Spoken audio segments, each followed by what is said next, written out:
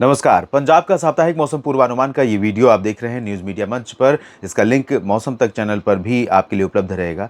दोस्तों, इस वीडियो में आप सभी का बहुत-बहुत स्वागत है। मैं हूं देवेंद्र त्रिपाठी। बात करूंगा 25 से 31 जुलाई के बीच के मौसम की। पंजाब के ऊपर इस समय नमी का प्रवाह बढ़ा है। जैसे उत्तर भारत के मैदानी इलाकों में या पहाड़ी क्षेत्रों में थोड़ी-सी वृद्धि हुई है बारिश की गतिविधियों में, मानसून की सक्रियता में, उसी तरह से पंजाब पर भी प्रभाव पड़ा है क्योंकि मानसून की अक्षीय रेखा का जो पश्चिमी सिरा है, जो अभी राजस्थान के दक्षिणी भागों पर था, वो उत्तर की तरफ आ गया है। नमी का प्रवाह बढ़ने के कारण ही बारिश की प्रोबेबिलिटी भी बढ़ी है। लेकिन इस सप्ताह कैसी बारिश होगी? क्या ये जो मौसम सक्रिय हुआ है, मानसून सक्रिय हुआ है, इस तरह की निरंतरता लगातार पूरे सप्ताह बनी रहेगी या बारिश में कमी रहेगी? आइए इसकी बात करते हैं। वैसे पंजाब में अभी तक जो पश्चिमी ज़िले हैं, अमृतसर, तरन-तारण, कपूरथला और फिरोज़पुर से लेकर फरीदकोट, मोगा और फ़ाज़िलका, श्री मुक्तसर साहिब, भटिंडा, बरनाला, मनसा, संगरूर, लुधियाना, इन रीजन्स में ज़्यादातर जगहों पर बारिश में कमी रही है।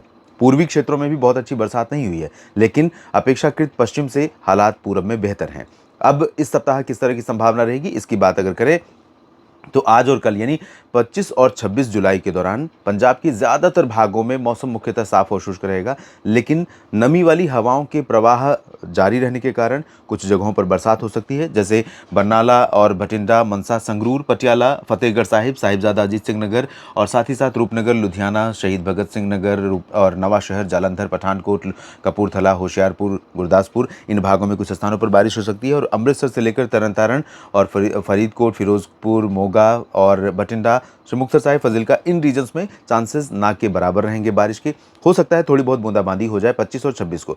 27, 28 और 29 जुलाई, ये 3 दिन इस सप्ताह के मध्य वाले, 2 दिन पहले वाले छोड़ दीजिए, 2 दिन आखिर वाले छोड़ दीजिए, 30 और 31, 27, 28, 29 जुलाई के दौरान अनुमान ये है कि कुछ ज़िलों में बरसात की संभावना बढ़ेगी और इस दौरान कुछ जगहों पर हो सकता है कि मोगा में, लुधियाना में और जालंधर, कपूरथला, तरन साहिब और अमृतसर साहिब, गुरदासपुर, होशियारपुर, इन रीजन्स में हो सकता है कुछ जगहों पर अच्छी बरसात देखने को मिल जाए और यहाँ पर जो डेफिशिएंसी है, कमी है, उसमें थोड़ी-सी सुधार की स्थिति बने।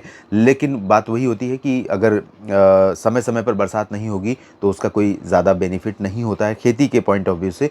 इसीलिए कहावत कही है कि कहा वर्षा जब कृषि सुखाने, तो कृषि जब सूख जाए तो उस समय जो बारिश है उसका कोई मतलब नहीं रह जाता, कोई मायने नहीं रह जाता। तो अभी जो स्थिति है ये है, 30-31 को बारिश की संभावनाएँ बहुत कम हो जाएँगी फिर से वापस, लेकिन उस दौरान भी कहीं-कहीं पर लाइट रेन देखने को मिल सकती है।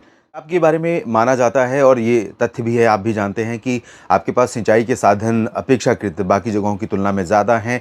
हालाँकि ग्राउंड वाटर यानी भूगर्भ जल, जो धरती के भीतर जल है, उसका अत्यधिक दोहन करना पड़ता है किसान भाइयों को। अगर बरसात नहीं होगी तो उनके सामने कोई विकल्प नहीं रहेगा और ऐसे में होता क्या है कि जो भूगर्भ जल स्तर है यानी ग्राउंड वाटर लेवल है, वो धीरे-धीरे नीचे जाता चला जाता है और ऐसे में कह सकते हैं कि पेयजल सुरक्षा की जो स्थिति है, उसके लिए चिंता पैदा होने की संभावना हो जाती है। पेयजल ही नहीं, बाकी ज़रूरतों के लिए भी जल आपूर्ति की जो सुरक्षा की प्लानिंग है, योजना है, उसमें थोड़ा-सा उसके लिए चिंताएँ पैदा हो जाती हैं।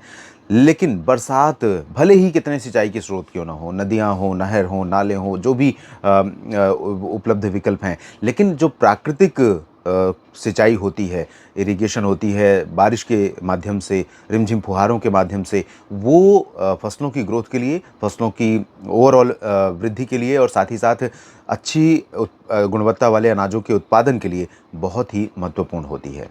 तो उम्मीद कीजिए कि रिमझिम फुहारें, बहुत ज़्यादा बरसात भले ही ना हो, लेकिन रिमझिम फुहारें, जो ड्रिप इरिगेशन है, वो आपको आपके खेतों में आपकी फसलों को मिलती रहे, ताकि आप जब कटाई और मड़ाई का दौर आए तो उस समय एक स्वस्थ फसल की कटाई और मड़ाई करें और आपके चेहरे पर एक मुस्कान रहे, आपकी मेहनत का वहाँ पर फल दिखाई पड़े।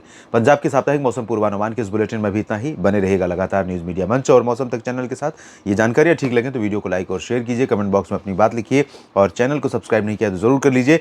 मौसम तक पर अगर आप इस प्रयास को सपोर्ट करना चाहते हैं, मेरे प्रयास को, तो आप ज्वाइन बटन पर क्लिक करके मेंबर बन के सपोर्ट कर सकते हैं। और जो लोग मेंबर अभी तक बने हुए हैं, उन सभी मित्रों का मैं बहुत हृदय से आभार प्रकट करता हूँ लगातार मेरे साथ जुड़े रहने के लिए, मुझे सपोर्ट करने के लिए। धन्यवाद।